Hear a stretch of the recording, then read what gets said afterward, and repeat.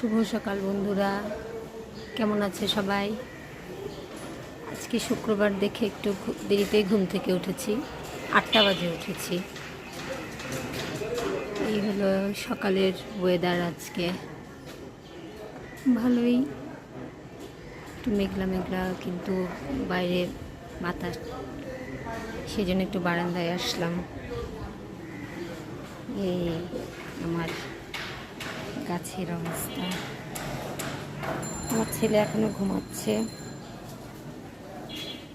বর উঠে গেছে অনেক আগে। সে হলো ভোরের পাখি, সে তাড়াতাড়ি উঠে যায়।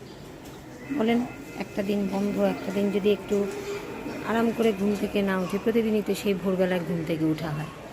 একদিন যদি একটু আরাম, মানে কি 8টা। এই যে আমার ছেলে টিচার আসবে পড়াতে, এই হলো